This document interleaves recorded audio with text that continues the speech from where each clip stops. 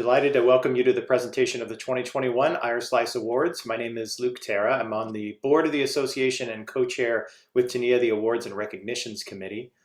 We appreciate you joining today, especially our colleagues who are joining from very distant time zones.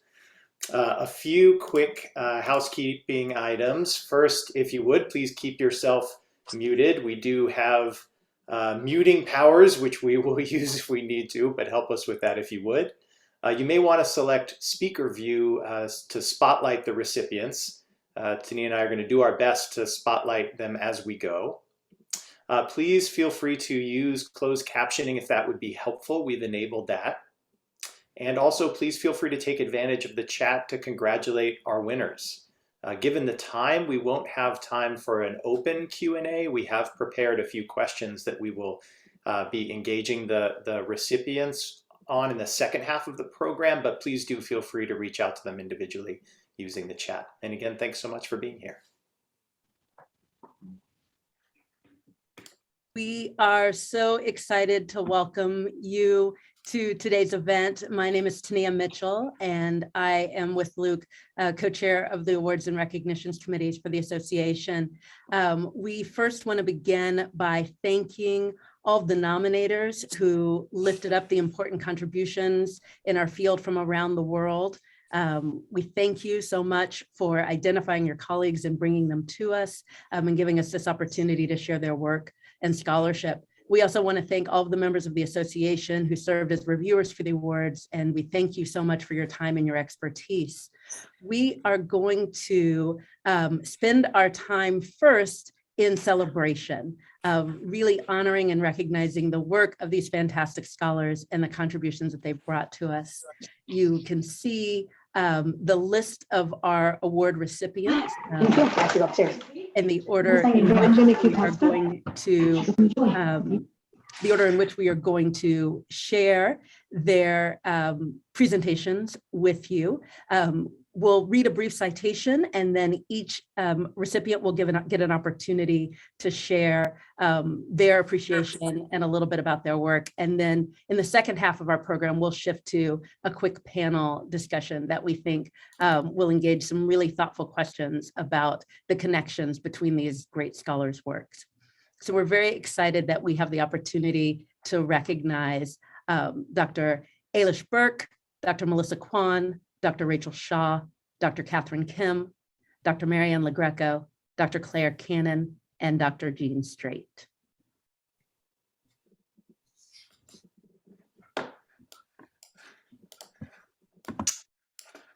Our first award, the Diversity, Equity, and Inclusion Award, recognizes excellence in research and scholarship that advances diversity, equity, and inclusion in the study and practice of service learning and community engagement.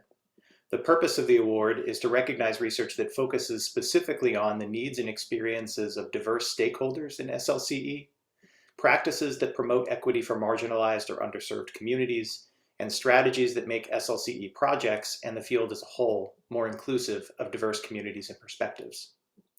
IARSLCE is pleased to recognize Dr. Éilish Burke with the Diversity, Equity, and Inclusion Award. With this recognition, we celebrate her research partnerships with people with intellectual disabilities as co-creators of new knowledge.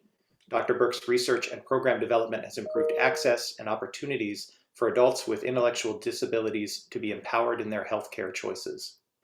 Reviewers were excited for the ways Dr. Burke's research and scholarship, quote, engages with vulnerable populations in the community in new and innovative ways, and how she is collaborating with stakeholders across multiple countries, end quote. Reviewers also found it important that Dr. Burke's research centered intellectual disability, which can too often be overlooked as an important aspect of work on diversity, equity, and inclusion. Thank you, Dr. Burke, for your research and for the impact it continues to have. And we'd love to let you unmute, and I might need to ask you, hold on. There we go. Thank you so much. Thank you so much, Luke, and thank you for that lovely introduction. And good evening from Dublin in Ireland, or I should say almost good night because it's almost 12 midnight. I'm delighted to be here tonight, and I'd like to extend my congratulations to my fellow winners for their wonderful achievement too. It's a great honour to be receiving such a prestigious award as the Diversity, Equity and Inclusion Award and getting your work recognised. So thank you to the association for this wonderful recognition and the fantastic opportunity to highlight some of the grandest societal challenges of equity, inclusion and true community engagement for some of the most marginalised and underserved citizens, those with intellectual and developmental disabilities.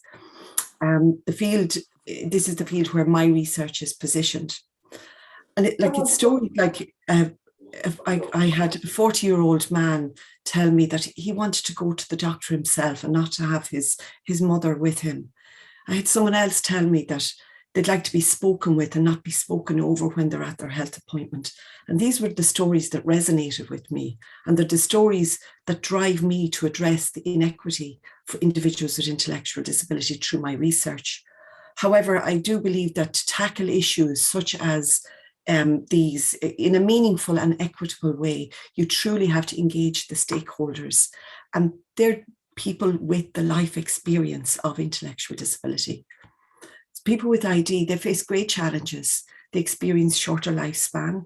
They live lives with fewer personal resources. They experience greater communication difficulties. And they often have less educational opportunities, which results in their health needs going unmet. So overall health inequity. Now, research can identify the gaps, but they also can provide the answers. However, it must be approached ensuring, and I really believe that must have the person's voice front and center. And to that end, I advocate for meaningful engagement.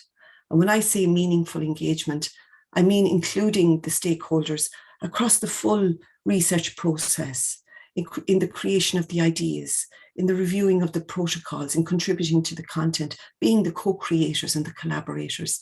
And these are the values that I have embedded in my projects. My projects such as the Get Wise About Your Health, and that was providing people with an intellectual disability accessible online health education and downloadable planning tools to prepare them for their health visits so that they can be as independent as possible. Reasonable adjustment are standards I advocate for, and they're standards that I've included in one of my projects called Improving Health Assessment for People with ID, a specially designed educational program for healthcare practitioners and healthcare professionals to engage in accessible health assessment for people with ID. Now, my work has emanated from and it's been influenced by the results of the longitudinal study on ageing in intellectual disabilities in Ireland, and that's the IDS-Tilda study. That's led by my colleague and my mentor, Professor Marianne, who I work very closely with, and I would like to thank most generously for her inspiration, and who, like me, is determined to contribute to making the lives of people with intellectual disability their best life. I'd also like to thank my colleagues who every day do amazing work, but I reserve a very special word of thanks to all my collaborators and my participants. I believe that life experiences have shaped how I do what I do, and it's the people that you meet along the road that influence and teach you. People with intellectual disability have been so kind and generous in sharing their valuable time, and the fact that I'm privileged to collect their data and to share the data, it's such a great honour.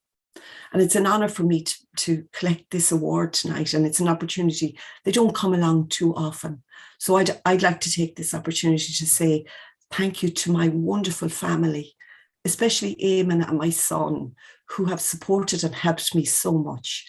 There are no words to express how much I appreciate everything that they do. And of course, my sisters, my father and my brother. But I would like to make a special mention to my dad, because I know he's so proud of me and I am so proud of him. So thank you so much for everything you've done for me. And I'm going to finish with just a little Irish greeting to say, Gurv Míle Mahagat agus Ganairi an Tálat. Thank you very much, everybody. Thank you so much, Éilish.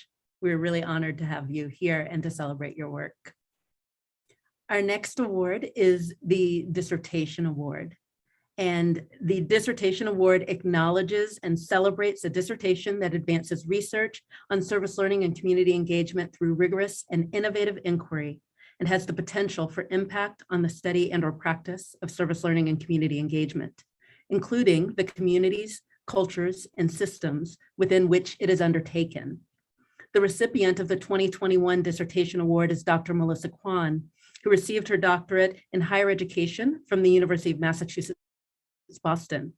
She's honored with this award for her dissertation, A Framework for Justice Centering Relationships in Higher Education Community Engagement, which is a grounded theory study that generates significant new understanding into how stakeholders in campus community partnerships define the kinds of impact they want to achieve from a partnership.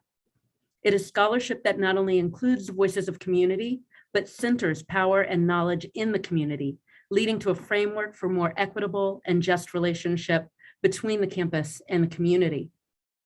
Her advisor, Dr. John Saltmarsh, believes Dr. Quan's framework, quote, can and will be adapted as a tool for community service professionals to use in their own work and in the work of creating the institutional change we needed to move towards justice and community engagement, end quote. Reviewers for the award praised her dissertation for its work to, quote, redefine who has voice and utility within these campus community partnerships. For creating, in the words of her advisor, John Saltmarsh, theory that matters, we are pleased to recognize Dr. Melissa Quan with this award. Thank you, Tania. It's such an honor to receive this award, and I want to extend my thanks to you and Dr. Luke Terra and members of the Rewards and Recognitions Committee, and to share my congratulations with the other amazing awardees who I'm honored to stand alongside tonight. I've been incredibly fortunate to have been surrounded by so many people who have believed in me. Among them were my nominators and dissertation committee members, Dr. John Saltmarsh and Dr. Dwight Giles. It's still a bit surreal to have had the honor to study with them at the University of Massachusetts, Boston, two scholars whose work I have been reading and citing since I was first introduced to service learning and academic community engagement. Their work inspired and laid the foundation for my dissertation study, and their mentorship challenged and guided me through. So thank you both. My family has, of course, been my anchor. I'm a first-generation college student, and my parents always emphasized the importance of education and sacrificed a lot to make sure that I had a good one. So this award is for them too. Without their sacrifices and encouragement, I wouldn't be here. My husband, Michael, has been a steady and patient partner in this journey, emphasis on patient. As a long-time social change leader, he has influenced my thinking and my pathway in this work. He supported me through the writing of my master's thesis, reading draft after draft, and the dissertation was a different journey. This time it was making sure kids were fed and a home was intact while mom occasionally disappeared for maybe long periods of time to read and write. And I would like to thank my two amazing and resilient children, Sarah and Alex, whose love and good humor has served as my fuel. I want to give a shout out to the University of Massachusetts Boston Higher Education Program. My friend and colleague, Michelle Starks-Barrett, introduced me to the program over an IARSLCE conference lunch. The cohort model, professional development approach, and emphasis on social justice resonated strongly with me. The faculty pushed us to ask critical questions and prepared us to dig deeply through our research. So if anyone in the audience is considering a doctorate in higher ed, I think UMass may have some info sessions coming up that you can check out. And I really cannot say thank you enough to my friends and colleagues at Fairfield University. They are too numerous to name, but I'm going to get a few shout outs in. To Dr. Mary Frances Malone for persistently encouraging me to pursue a doctoral degree and supporting me to the finish. To Dr. Jacqueline Barishka for being a partner and co-conspirator in our shared commitments to social justice and for encouraging me as a practitioner scholar. To the soon-to-be Dr. Kamala Kime for being a great travel companion and inspiring me with her love for learning. And to my colleagues in the Center for Social Impact, Julie Mughal, Andrea Canuel, Mary Crimmins, Jonathan Delgado, Paul Lakeland, Scott Lacey, Betsy Bowen, and Janie Leatherman for your unfaltering support and perfectly timed wine and cheese breaks. Thank you all. Thank you very much to my Jesuit higher education colleagues whose trust enabled me to engage community voices in the knowledge generated through this dissertation study and who have been mentors for so long, so many years. And last but not least, I want to thank the International Association for Research on Service Learning and Community Engagement. I attended my first in 2011, and the following year stands out because I distinctly remember Lena Distilio and Emily Yonke recognized that year. Both had their infants with them, and I think one of those children even made a stage appearance. And this memory stands out because it planted the seeds of possibility of the scholar practitioner parent and reflected a field and a community of scholars that celebrates the whole person. I count Lena and Emily among the scholars that have mentored me, and I'm truly honored to have my name among theirs and so many other rock stars in the history of IARSLCE. Thank you all. Thank you, Dr. Quan, and congratulations. The Public Scholarship Award recognizes exemplary interdisciplinary research that has a demonstrable ameliorative impact on pressing public issues, with a special focus on the knowledge needs of policymakers and practitioners. This award recognizes research that generates non-traditional scholarly products presented in a manner that is widely accessible to targeted audiences and/or the general public. IARSLCE is pleased to recognize Dr. Marianne LeGreco for her work to build communication networks, relationships, and infrastructure that can help more readily identify how poverty and systemic racism are shaping food and communication practices in communities. Dr. LeGreco has centered this work in the Warnersville neighborhood and across Greensboro, North Carolina, with tireless effort to redress food insecurity. Public scholarship generated through these efforts include books with academic presses, journal articles, and TED Talks. Her work has helped change policies at the city and county level, created food councils at the county level, and shifted the focus from individual behaviors around food practices to social determinants and barriers within our food systems. Dr. LeGreco's efforts have been even more necessary, evident, and impactful as issues of food access have intensified during the COVID pandemic. Reviewers for this award praise the use of research for, quote, connecting people and addressing real serious needs in the community. What a privilege to recognize Dr. Marianne LeGreco for the public scholar she clearly is. Congratulations. Thank you. And thank you all sincerely. To be recognized for something like public scholarship is truly special. And I appreciate that the International Association for Research on Service Learning and Community Engagement includes such an award in their lineup. And from a very deep place of gratitude, I thank them and their board for this honor. For me, community engagement and service learning feel like natural extensions of what I do. I study connections between communication and food, and those are two of our most everyday and routine activities. Just about anyone can engage in conversations around food, even if it's to tell you what they don't like. Even more, food justice activists like Malik Yakini from Detroit believe that food can be a gateway to larger and frequently more difficult conversations around social justice.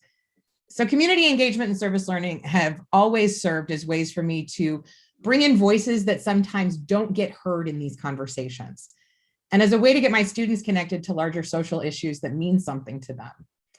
Where I live in Greensboro, we made national headlines for our food hardship and food insecurity rates. And we've been able to get creative in our approaches through programs like mobile farmers markets and shared use kitchens. What's made most of these efforts possible is the participation, leadership, and guidance from the people who are experiencing food hardship the most in our communities. I would especially like to thank the folks in the Warnersville neighborhood of Greensboro and at Prince of Peace Lutheran Church. They really put a lot of faith in me at the beginning of our work together. And we helped change a conversation around food in Greensboro, and that has truly made an impact for so many people who are experiencing food hardship where we live. And if I'm going to single anyone out, I really have to recognize Dr. Naisha Douglas. She's been my community partner for almost 10 years. We've recently published a book together, and I hope that if there are any awards ahead of us, that we get to share the next one. I also wouldn't be here without the support of my friends and family. I think my mom and my stepdad and my brother are here. So hi, I love you. Thank you for being here. And also to Emily Yankee, Barish Wartzman, Spoma Jovanovic, Sarah Dempsey, and Kathy Newsom, as well as all of the folks at the University of North Carolina at Greensboro who helped put this nomination together and have supported my work for the last 15 years at UNCG. This really means more than I can say to have the support at the institutional level. From the time I started at UNCG, I was given support to do work that focused on public scholarship. I was encouraged to do community engagement and service learning. And that has made such a difference in terms of being able to chart out a career that was not only meaningful for me, but that could actually result in real change and positive impacts for the community around me. People who focus on public scholarship alongside their peer-reviewed journal articles and university press books are sometimes taking a risk. And I've been beyond fortunate in that my mentors, peers, and universities have always encouraged me to take those kinds of risks. So thank you all for recognizing that scholars can have big voices in the work that we do, and for continuing to value the role of community and using those voices together. Thank you, Marianne. I love that. Thanks for using your big voice and for your partnership with community. The next award is the Community Outcomes and Impact Award. And this award recognizes excellence in service learning and community engaged research that advances community outcomes and impacts. This award recognizes research that has had a significant impact on an organization or program and or measurably benefited a community. Dr. Katherine Kim has been selected as this year's recipient of the Community Outcomes and Impact Award. Her work with communities to build capacity to conduct research, implement interventions that directly impact health, and or engage people who are not typically involved in meaningful ways is celebrated through this recognition. Dr. Kim's work engages Yurok families and Karuk youth to develop and conduct research to better understand food access and to create systems for collaborative care. Engaging in citizen science with Native American youth and supporting the Nature Rights Council in their research-based inquiry for a Yurok food sovereignty project are two of many ways her community impact was noted. Reviewers called her research fascinating and applauded its direct impact on patient care and believe it, quote, exemplifies reciprocity and co-creation. One of the patient stakeholders with whom she collaborated, Mr. Hugo Campos, said their collaboration, quote, gave him hope. And he named her outstanding leadership, pioneering work, clear vision, and immense contribution to participant inclusion and community engagement as the transformative aspects of their partnership. We are so pleased this award can celebrate this kind of collaborative and transformative research, and thank Dr. Kim for her commitment to it. Thank you so very much to the association for this award. It's a great honor to be recognized for the important work that we do to co-create scientific and community-based research. As a biomedical researcher and health informaticist, I think about the framework that defines the value of data as a continuum, from data to information, knowledge, and wisdom. So data are facts and observations. Information is data that's analyzed. Knowledge gives context and meaning to information. And wisdom is the application of knowledge for the greater good. So I believe community members are the experts with the knowledge of the context and meaning. And thus they have the potential to apply that knowledge to accomplish the outcomes. So community members are not just nice to have in your research, but they're essential to building wisdom for the greater good that endures in the community. So I would like to thank my community research partners. Hugo Campos is an advocate for patient access to health data and a champion of patient contributions to precision medicine. And he and I have partnered to engage patient communities at scale, at hundreds at a time, to set research priorities and design research that will lead to personalized cures and treatments.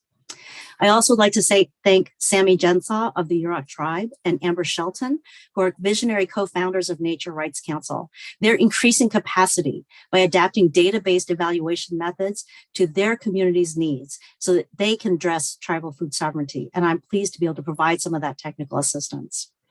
I also want to thank the late Grant Gilkison of the Karuk tribe and the 12 Karuk youth leaders who showed how citizen scientists and youth can acquire the research and leadership skills and use mobile technology to have lasting impact on food security. I'm very fortunate to be at UC Davis with the support of Michael Rios, who's our Vice Provost, and Tessa Hill, the Associate Vice Provost, in the Public Scholarship and Engagement Program. They've made great strides to encourage and elevate the role of public scholarship among campus leaders, faculty, and students. I'm also pleased to have my graduate students at UC Davis attending today. They're emerging research leaders who are committed to community impact, and their enthusiasm continues to motivate me every day. I also am fortunate to have colleagues at MITRE who are keenly aware of the need for person-centeredness and community engagement and committed to promoting those elements in all the research and development that we do at MITRE. Finally, I want to thank my family, including my children and my husband. My husband, Tyrone Hayes, is a role model of courage in focusing attention on the forces of environment, biology, and human health that all impact social justice. I'm grateful to be part of this community of inspiration. It is with you and through you that we produce lasting community impact. I hope that this recognition spreads the message that community collaboration is essential in the fields in which I work, medical research, health systems research, and development of health technologies, and ultimately contributes to health equity and individual and community well-being. I thank you again for this honor and very much applaud all of the work that the awardees here are doing. Thank you, Dr. Kim. The Publication of the Year Award acknowledges and celebrates the author of a single published article, book chapter, book, or book series that has had a significant impact on the study and practice of service learning and community engagement, including the communities, cultures, and systems within which it is undertaken. This year, IARSLCE recognizes Dr. Rachael Shah for her work, Rewriting Partnerships, Community Perspectives of Community-Based Learning. Rewriting Partnerships is an insightful text that centered the voices and perspectives of more than 80 community members who would typically be regarded as constituents or recipients of service. In the analysis, Shah is able to broaden the epistemologies that have traditionally informed community engagement and offers critical community-based epistemologies as a potential method for reconsidering practice and reimagining the partnerships that are foundational to community engagement in higher ed. Reviewers for this award praise the text as, quote, thoughtful, robust exploration of how to take seriously the experiences and knowledges of the communities who partner with universities, that has the potential to impact future research, not only with its findings, but also with its theoretical analysis and framework. Thank you for this work, Dr. Shah, and congratulations. Thank you. First, I want to thank the committee and also IARSLCE, which has played a significant role in my scholarly development since I first attended this award ceremony as a graduate student in 2012. For example, John Saltmarsh was my IARSLCE mentor, and he helped me think through early versions of this book. Most importantly, though, I want to thank the community partners whose insights form the bedrock of this book. The book is based on interviews with over 80 community partners who have worked with universities on different community-based learning initiatives. The vast majority of interviewees are not nonprofit staff, but community members directly impacted by these initiatives, ranging from Two-Spirit Native youth to Latinx adult literacy learners, and they are absolutely brilliant. So what the book is trying to do is build a case for why and how community member insights might play a key role in research, teaching, and administration of community engaged programs. It's both a theoretical case, building on critical race-gendered epistemologies, and an experiential one by letting readers engage with the powerful insights from community interviewees and supporting readers in building programs that center the voices of community members involved in their own programs. So the expertise in this book is the community partners. I want to offer a special thanks to Marianne Wakamatsu, a former organizer of undocumented farm workers, turned high school English teacher, turned community partner for a program I coordinated for 6 years. I am a child of a college professor who has been raised with white university-centric ways of thinking. And Marianne told me as we were working on revisions for this book that our close decade-long friendship has been her way of loving me into a different way of being. Her intellectual fingerprints are all over this book, and she composed a powerful bilingual poem for the book. And I want to close by reading part of it here. The poem is about her unrealized vision for the youth she works with to be really valued, seen, and recognized for the brilliance that they have. It draws on imagery of Quetzal, the exquisite bird from Mesoamerican mythology who is present though often unseen. As Marianne has taught me, the ability to see the knowledge of our community partners is a choice. But there is a place where bronze girls have golden eagle hair, cocoa skin, cognac diamond eyes. There is a place where black is gold, boys have coyote brain, jaguar blood, and flora canto in their bones. There is a place where they are scholars and artists, where whistling is the tongue of choice. Some are doubly blessed of spirit and others even touched by God. There is a place where they are resident, citizen, the norm, the standard of beauty, and the camera loves them. There is a place where oyas lie buried below the surface, where seeing hands uncover lives, unlock secrets, pray, let me do no harm. There is a place in the desert where Quetzal hides in plain sight, and Dewey works on peace and justice for all. Thank you. Thank you so much, Rachael. We really appreciate that and appreciate your partner for contributing that to your book. And in the chat, people have said, read this book, and Luke and I most definitely concur, read it. Our next award is the Early Career Award, which acknowledges and celebrates intellectual leadership through an emerging body of work that has begun to demonstrate broad and deep impact on the study and or practice of service learning and community engagement, including the communities, cultures, and systems within which it is undertaken.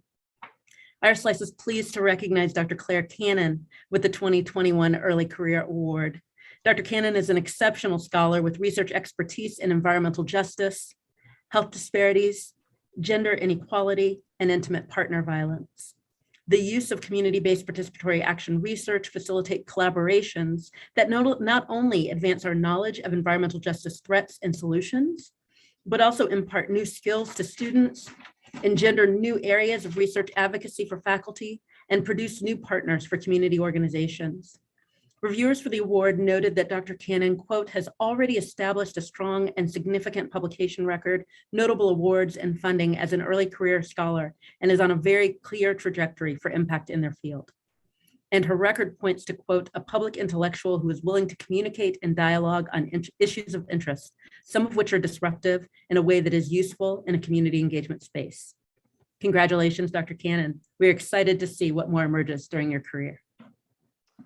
Thanks so much. And first, I want to acknowledge and extend my gratitude for the land that I'm on. I'm here in Sacramento, California. And so I really want to extend my gratitude to the Southern Maidu people, the Plains Miwok peoples, and the Patwin Muntun peoples whose land I live, work, and play on.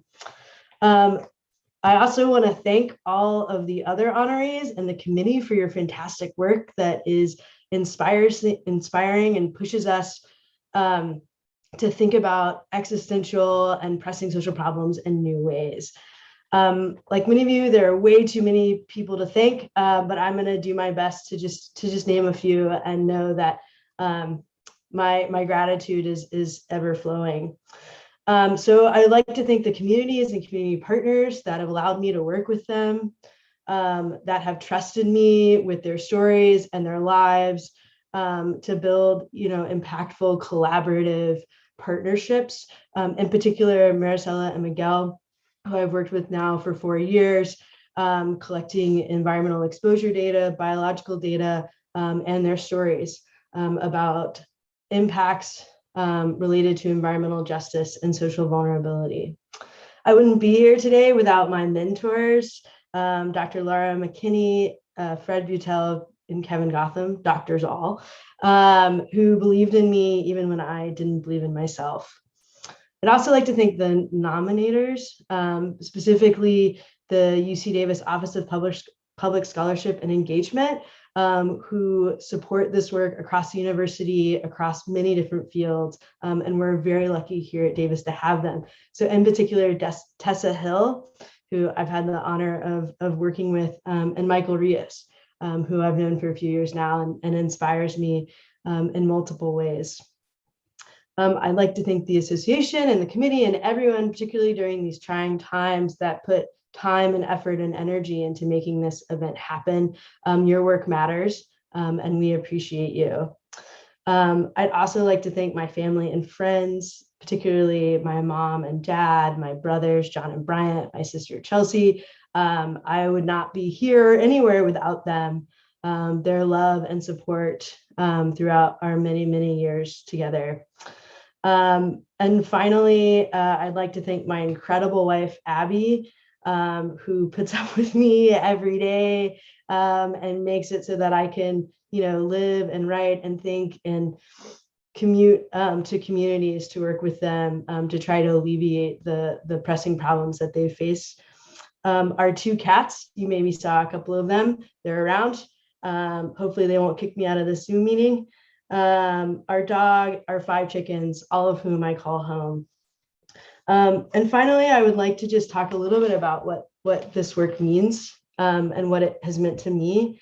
My work has taught me that we need the attentiveness and care of communities brave enough and willing enough to share their triumphs and hardships, their suffering and joy, to advance our understanding of the most pressing social and environmental problems. We need their strength, their wisdom, and their fortitude to overcome our current and impending calamities, particularly as they're all exacerbated by climate change.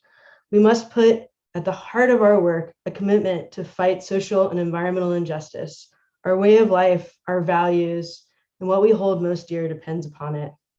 By looking to our communities, the ones we work with and work for, those who face the most of these injustices, by looking to them, we may together transform our world for the better. So thank you again for this esteemed honor. I'm humbled by it, and I look forward to continuing the great work ahead.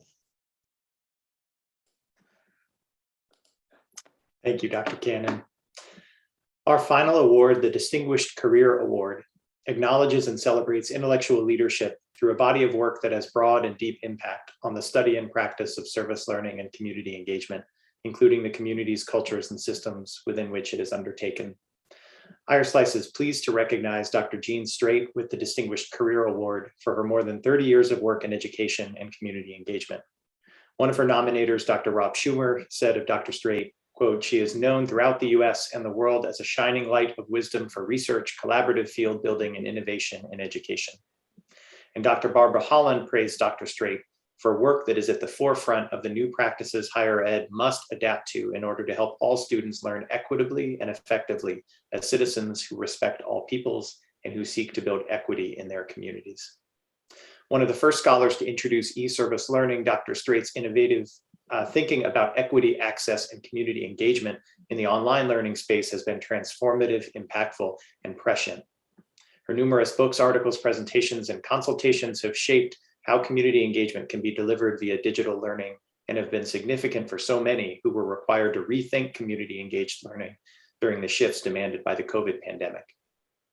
Dr. Katherine Nordyke reflects that Jean Strait's contributions to the field, her commitment to serving as a change agent, and a heart for making a difference in community, her commitment to diversity and inclusion for all, her abilities to lead, mentor, and inspire others is unmatched. For a distinguished career, we thank you, Dr. Jean Strait. Wow. Wow. Thank you so much. Ha, Tonka. I would also like to do a land acknowledgement to our brothers and sisters here in Minnesota, because we are on Dakota land here, and the way that they would greet you if you were female is ha, and if you were male, it would be how. And to our wonderful IARSLCE committee, our entire association, I am completely honored and humbled by this award. I thank you so much. I'd like to think, though, I mean, it's a Distinguished Career Award. I'd like to think I still have a little bit more in this career to go. So don't put me out to pasture quite yet. I would like to thank my nominators, specifically Rob Schumer. What a wonderful friend and colleague, and his late wife, Susan. I learned so many things about service learning and civic engagement from the Schumers. They took me in as their own, and they treat my children as their grandchildren. To Barbara Holland, a dear friend and colleague who pioneered in this field of service learning and civic engagement and helped to start this association. And to my partner in crime, one of my two partners in crime, Kathy Nordyke, who has traveled on this journey of e-service learning with me for a long time. She is a shining star at Missouri State, and they do some incredible work there, and incredible impact in the work that they do. I'd like to thank my Minnesota contingent, Andy Furco and Tania Mitchell. I don't know what I'd do without our Minnesota roots here. This work has opened so many doors to form national and international partners and friends dedicated to the work that we share. The value of any one of us is the legacy of our body of work that ignites the spark of those who come beside us. My research in service learning has not only set the stage for many who are yet to join our ranks, but also bring together many brilliant minds that inspire the young and the young at heart to do the work of service learning. As I said, I am humbled, I'm excited, I'm challenged, and I'm not done yet. Service learning is transformational for anyone who gets involved with it. It changes the way people look at the world, and it develops individuals that go on to continue engagement with deep commitment and diligence. I think of all the young people who participated in one project I started early on called Each One Teach One, where we matched older high school and college students from Minnesota with middle school students from New Orleans in Louisiana. The original idea was to have the older students mentor the younger students, but the impacts were felt far beyond any academic conversations about math and reading and growing up. It was a profound experience that held students in this work for years and even decades. It helped some discover the complex interplay between race, culture, education, and justice, while others took these experiences and renewed their engagement to re-envisioning the world where our humanity drives our desire for equity. I'd be remiss if I didn't thank my wife, Joyce Jones Strait, who was my co-collaborator on the Each One Teach One service learning project and continues to be a grant partner and writer in many of the service learning things we do together. She's a rock star biology teacher in St. Paul. She continues to impress me with her deep and abiding commitment to educating young people and helping them discover how education can be the key to opening new opportunities to explore things they dream about in this world. I want to thank, I believe my daughters are on right now, DJ and Lexi, one from Ohio and one from Minnesota in college. I love you guys. I have spent many hours doing this work and you've done it with me. And you have really spent time understanding the value of civic engagement. And it's through their now adult eyes that this work continues in new and exciting ways. I'd like to thank many of you on here that are colleagues. From Dublin, Ireland, many of you I have known most of my adult life, and I am so humbled by this. I am so thankful that all of you have traveled this journey with me, and to all the young people who are just starting out and you're just getting going, I want you to know my hope for you is that you continue to challenge and push forward in this field and create the change this world so desperately needs through service learning and civic engagement. IARSLCE, thank you so very much. Padamaye, Buju.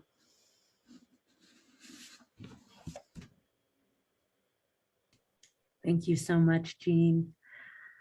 Now is the opportunity for you to unmute. You can take yourself off mute for just a second, give a hoot and a holler if you need to, whatever other noises you might want to make to congratulate our colleague. What a tremendous night from around the world. Yay! Congratulations, Melissa. Dr. Quan.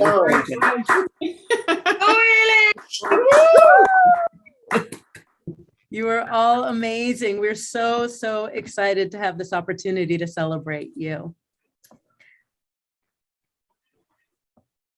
So as you can see, once more, these are the beautiful recipients of the awards this year.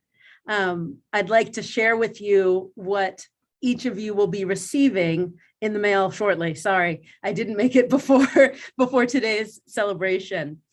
We chose the print Light by the artist B. Mike of New Orleans to share with today's award recipients in honor of their recognition. We identified New Orleans to celebrate IARSLCE's connection to place, our home institution of Tulane University, and the vibrant city that has supported so many community development, engagement, and research possibilities.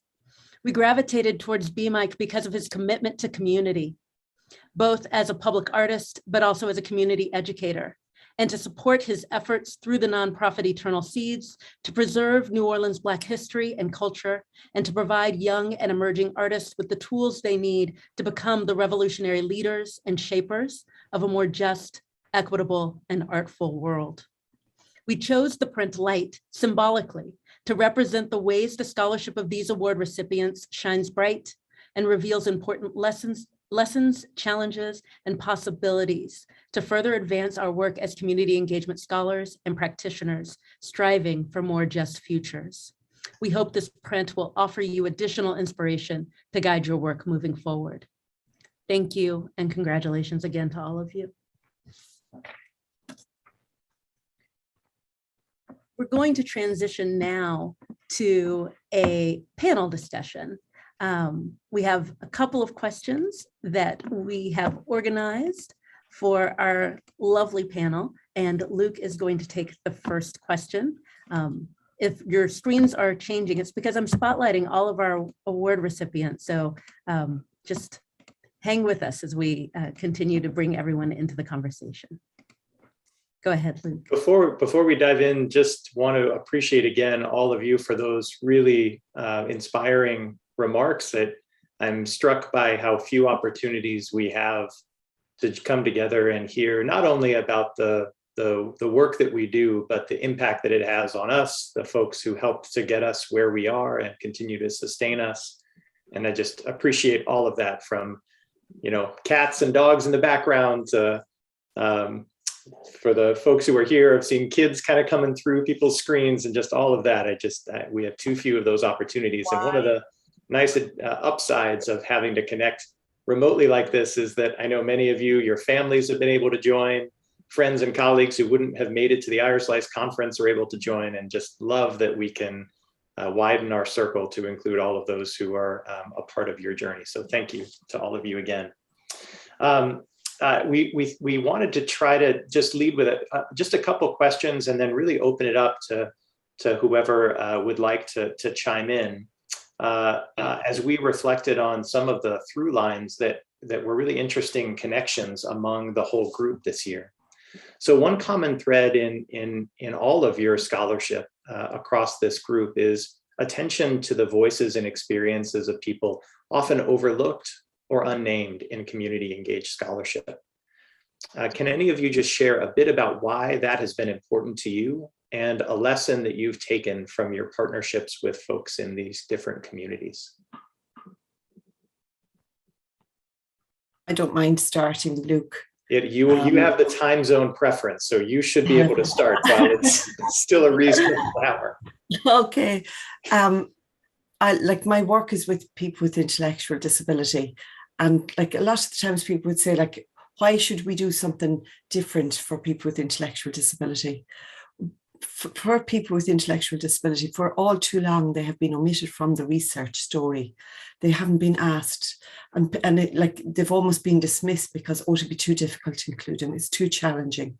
But again, I'll just refer to my colleague, Professor McCarran, who overcame all of those types of challenges when she started the IDS Tilda study, which is the longitudinal study on aging, something that is unique in the world. And I suppose that's where my inspiration comes from.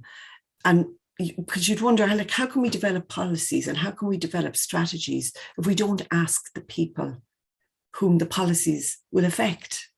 So when you think of, for me, when I think of people with intellectual disabilities, they represent all aspects of health disparity. And whilst people think that, oh, why should we do things uniquely or for people with ID because it's a relatively small population? And that's true, but yet it's a critical, really critical learning in healthcare that we get from individuals with intellectual disability. And I think, for example, people with Down syndrome who have informed the whole Alzheimer's dementia story and helped us understand what's actually happening within intellectual disability. So for me, I always hold on to that nothing about us without us. And I really think we shouldn't be doing anything without including the key stakeholders, the people who have the experience, the life experience. And as many of my colleagues here tonight refer to, our community members, we must ensure that they're included.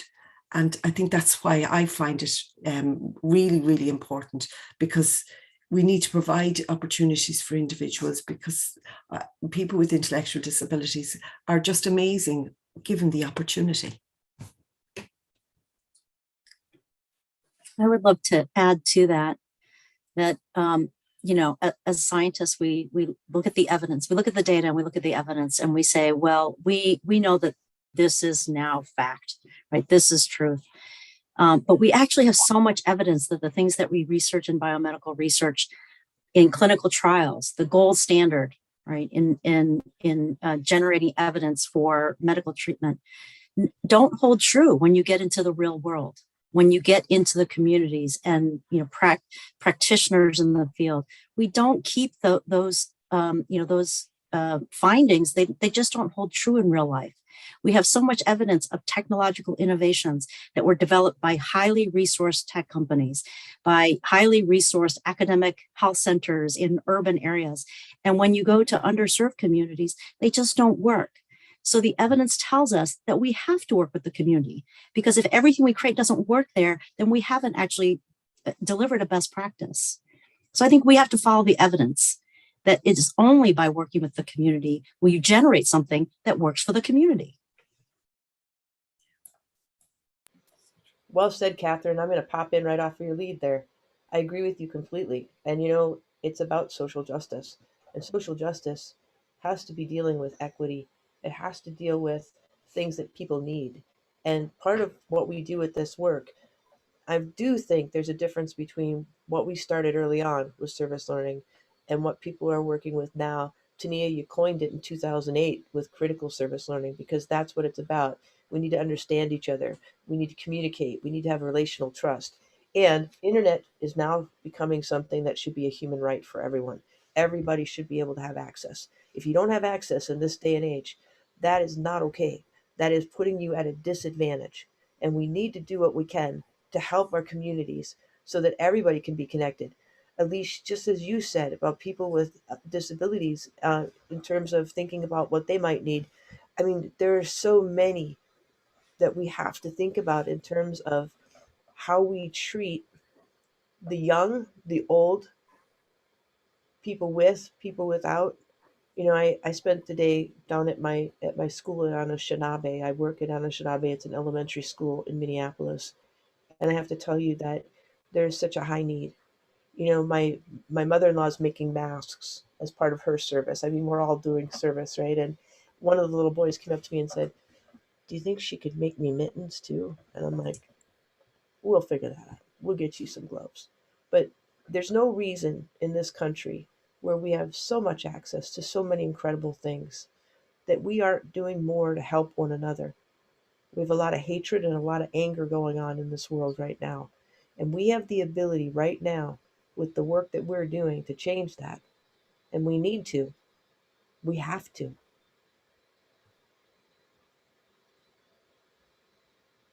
I'd like to go in and hop in next and potentially push this a little further too, in terms of an example I'm going to share with you, which is when I started doing work in Greensboro, this is about 15 years ago, there was a pretty constant refrain of, we need to get the voices at the table of the people who are experiencing food insecurity the most.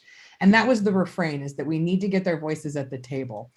And when Naisha Douglas and I were working on the book, we were interviewing someone who had worked with a cooperative grocery store that had so much great organizing on the front end, and then things fell flat after they opened, and they ended up closing within a year. And I was interviewing one of the organizers, and she said something that blew my mind. And she said, "It's not that we need to get their voices at the table. We need to question who gets to bring the table." And that just completely changed the way that I thought about all of this, because I'm a white woman largely going into Black neighborhoods. And I have always thought about this from the perspective of, what are we doing to make sure that the marginalized voices are at the table? And I had never once thought about it in terms of who's the one that gets to bring the table in the first place. And so much of our organizing had really been around the city and the county leading a lot of the conversation, because they were the ones who had the highest likelihood of being able to get the grant funding to do the work that needed to get done. And so they were the leads on a lot of the work. And now we've started to see things shift in Greensboro a little bit, where people are really starting to support more mutual aid networks and figuring out how can we actually change infrastructure so that the communities and the neighborhoods themselves are owning that infrastructure, that it's not the city and the county creating this external sets of resources that people can use, because we're not always really sure that people are going to use them on the ground. But when people are part of that kind of mutual support network and that grassroots organizing, they might be more likely to use the resources that they're designing for themselves. And so that piece there was really eye-opening for me in terms of lessons learned about community engagement and service learning and activism and advocacy. Was we've always got to question who gets to bring the table. Marianne, I'd push back on you one further with that. Okay, you said who brings the table? Well, when I first started teaching here in Minnesota, I was working with a lot of students in the Hmong community, and I was invited for a dinner. There was no table. You see, sometimes it's not even about the table, it's about what's going to bring us together. Anyway, I just thought of that while you were talking, so I'll behave myself. Thank you. No, that's great. I think building off that too, that idea of like people designing things and us kind of being involved in that designing process. One thing I've learned from working with community partners is to pay attention to the ways that they are framing the partnership for each other. Because we think a lot about how to frame, in service learning, how to frame it for our students, but like how are they framing this for each other? And so I had one community partner in a partnership between minoritized youth and college students. She framed it as a college retention program for her youth. It was not a mentorship program for the youth. It was for the youth where they saw themselves as helping the college students feel more at home in a city that was new to many of them, to stay in college, as many people in this Zoom room have done research on the idea that service learning does help students stay in college and thrive in college. And so that shift was important for them to see themselves as not like charity cases, but as contributors, that they can belong and become part of the college environment. And that the partnership wasn't something designed to help them, but they were actually building it and contributing it in substantive ways. So that was like that was a light bulb moment for me. I was like, oh yes, it is a college retention program. And thank you for serving my students in that way. I think something that was interesting for me, I've been noodling this over for a long time. I mean, I think I can trace it back to even before I entered higher education, because I worked in a community-based organization. And, there were a lot of lessons in that, how working within a nonprofit, what it means to listen to the community. And I think that came up again in my research, because most of the people that I interviewed were staff within nonprofit organizations, and my sense was that they were also trying to figure this out.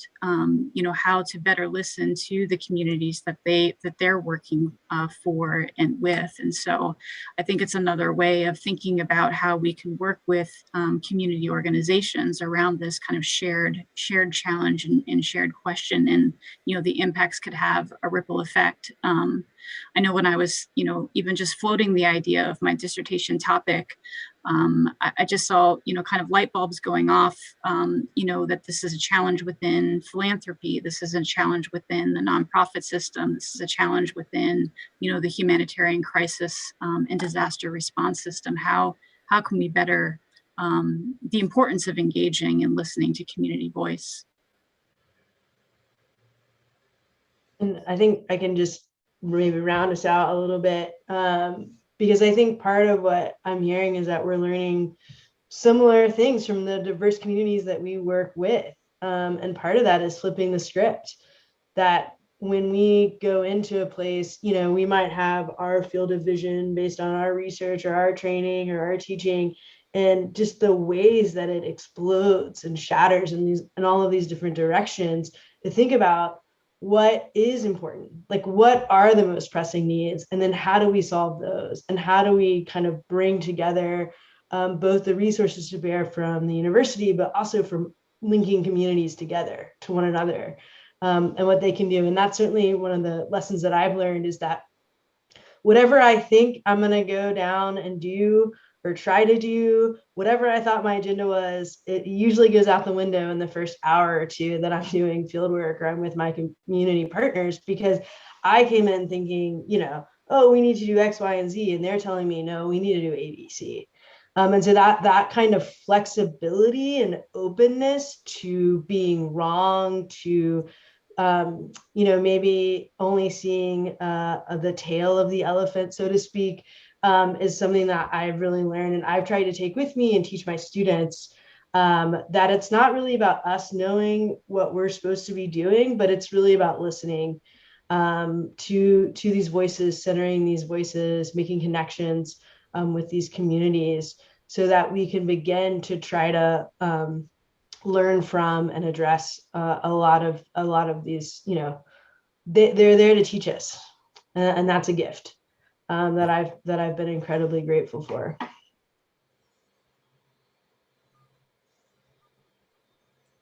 Thank you all so much. I think this space of learning from community and the reframing that Rachael talked about, and thinking about the community members as contributors to our projects, not just recipients of, is so important, and a huge reminder about the ways that we pursue our work in community.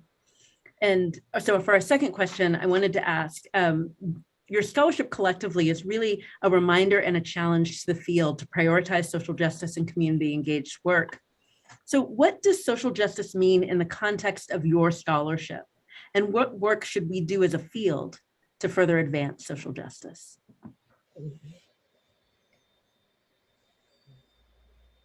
Social justice is difficult, and it's really, really challenging. But when you think about it, if we don't include, like, it just makes sense, if we don't include all citizens, whether it's in health or education, or if they're not included, then we're not really, meeting the requirements or meeting the what encompasses a community and what will make us all stronger together. We're being very selective. And like, I think about people with intellectual disabilities and simple things like going for health assessments. And it's something through my work that I've identified. Like, I did a lot of work in the area of osteoporosis, and people told us, like, they had doctor's diagnosis, and up to about 20% of people had a doctor's diagnosis.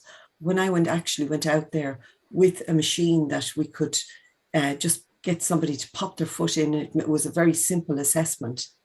I had over 70% of people coming in with poor bone health, and particularly around men. And like osteoporosis, people often think of it as predominantly a female problem, but for men with intellectual disability, they were 12 times more likely to have osteoporosis than men in the general population. So like it was, and it's all the medication, etc. There's loads of risk factors. But when you think about social justice and how do we address it? Well, I think we show up. We show up with empathy. We show up with humility. We show up with open minds to see all sides and to include everybody. Like to do that for me with individuals with intellectual disability, I'm in the business of collaboration, co-creation, building communities so that we'll have authentic engagement. So people are really involved. And I do that through reasonable adjustments, making sure that through all domains that people are supported equally so that they can step forward and contribute.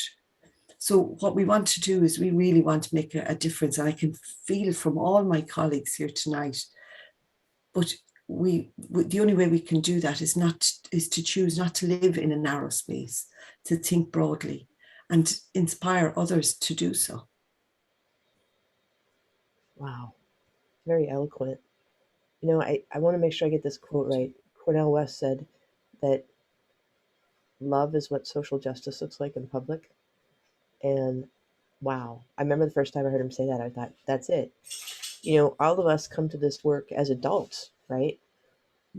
I'm starting to become more and more convinced that we have to start teaching these essential skills to children.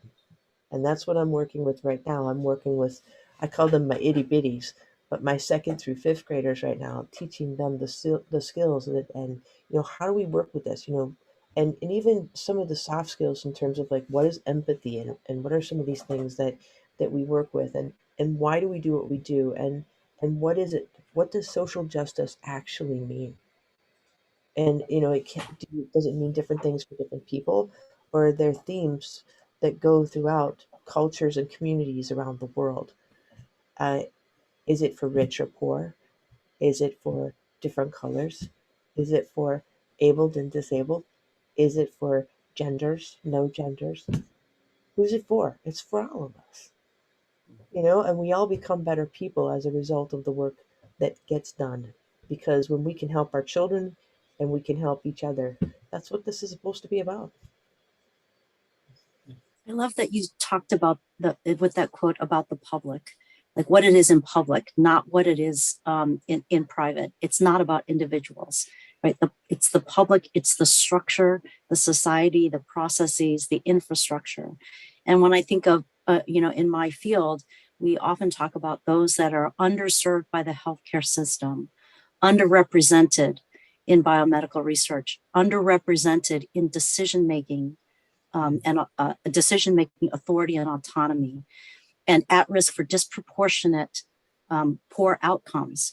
Those are all structural problems. And justice means that we change the structure so that everyone has this equal opportunity for equity. Equal opportunity for equity. I don't know if that's redundant, but to me, that means that, researchers, your scholarship needs to address the structure, the society, in order for us to have justice. So it's both inclusion and equity, but it's also changing how we do research. That resonates a lot. I think what a thread that I hear across our work too is this relationship between social justice and epistemic justice, and that in order to achieve social justice, we need to recognize and value and engage all the different ways of knowing. And, to do that will require, institutional and structural change. And so, in addition to always working to deepen and refine our practice, we need to figure out how to be agents of institutional change, and to do some community organizing, within our spaces on campus and in the community, to bring that about. So it's kind of a different, for some of us, a different way of doing our work. Yeah, I'll pick up on that, Melissa. I think that is so central in terms of like whose insights are valued. And I think one thing that I'm really learning and wrestling with is this idea that, there are certain people who, because of identity markers like disability or race or class, their insights have historically been devalued. And those folks aren't just one more voice at the table. They're actually, there's an advantage position they have in terms of understanding power dynamics. And so we have to find ways to center those voices. And in terms of like where the field is going next, I have so much hope, even looking at this group of scholars and many more that are with us in the Zoom room that are doing this kind of work. I think there's so many possibilities in terms of the way we design our conferences, our editorial practices and journals, the way we evaluate our programs, the way we, there's just so many areas that this question touches that can kind of revolutionize when we think about community engagement and service learning. It's really exciting. And for me, there's a really strong communication component to this, and not just because I'm a communication studies person, but some of you might know Spoma Jovanovic. She's also been fairly active in this organization, and she does a lot of work with conversations that matter and difficult dialogues. And a lot of her work is in the service of social justice. And I kind of wanted to give her a shout out in this regard, because I think that we talk about things like structural change, which that is what we're trying to get to, but we still as people socially have to get there in the conversation to figure out how are we going to change it. Mm-hmm. And so that's one part where I've always felt a little bit assured around doing work with food. I mentioned a little bit in my comments during the acceptance that Maliki Kini, who is a big food activist and organizer in Detroit, has given numerous talks where he really outlines how food is this gateway to talking about larger issues of social justice, because food is one of those things that we can immediately start talking about, but then we can start to push it a little bit more. And so, for example, we've been talking a lot in Greensboro, food insecurity really gets defined as the intersections between access and poverty. And people like to talk about the access part, but not the poverty part, because that's the hard part. The access part's kind of easy. You open up a food pantry, you try to open up a grocery store. It doesn't always work if that's the only thing you do, because there's also the poverty piece of it. And so we've been able to push those conversations a little bit more. People are still hesitant about it because once you get into the real structural stuff, people are hesitant to change. And so figuring out how can we have those conversations in productive ways where folks who don't always see it as a social justice issue can begin to see it as we need to center equity. We need to center the folks who are left out of the conversation. We need to figure out how not just equal resources going in, but equitable outcomes in terms of what people are ending up with. And I'll just pick up there and say, you know, what this work and what all of your work has taught me is that social justice is about the ability to live with full human dignity. It's about racial justice. It's about environmental justice. It's about living in a place that isn't going to make you sick or your kids sick, that you're not going to have this intergenerational cycle of trauma and poverty, and that it is the most important thing that we can do with our work and our time on this planet, and to try to leave the planet a little better than we found it, through our teaching, through our research, through our relationships, through everything that we do. And I think, you know, I have hope. This panel, this group, this association gives me hope, because I think we're offering a variety of ways to start pushing that structural change, that systemic change, and can't happen too soon. Claire, I think you're right on with that. You know, I was just looking through the comments, and you know, when you become a parent and your kids start doing work with you, you know, that's powerful right there. And you know, Lexi's on, and Lexi's doing some service learning work with Joyce, my wife, and DJ's on and doing some stuff, and it's just so exciting to me that, you know, they're the college kids getting in there and doing the stuff now, and it's getting passed on. And I think about that now too with all of you. I kind of feel like I'm not the grandma, but I feel like the grandma. I feel like, you know, maybe the elder, if you will. In Native American culture, you would be the elder, in terms of just saying, okay, guys, here you go. There's some stuff here. There's some amazing stuff that you can work on. And just watching the young voices and the young people coming up through here right now, I am just so filled with joy. Thank you for your work. I'm sorry to have to be the one to wrap us up. I know we could keep going for a long time, but especially for Eilish's sake, I want to make sure that we close and let folks get back to other things that I know they need to do. I just want to first to echo all of, thank you so much for sharing that in these last minutes, and echo the notes of both hope and rejuvenation that certainly I get in hearing about the scholarship and incredible work that you all do individually, and knowing, as I kind of scanned through the other folks who were on the call, just how much that extends to all the folks who joined us today. Especially for the family and friends and colleagues of the recipients, I want to thank you. I know it means a lot to our group here to have you with us. To our association members, I want to thank you for making time to join us. These are important moments when we get to lift up and celebrate the work of our colleagues, and thank you for being a part of it.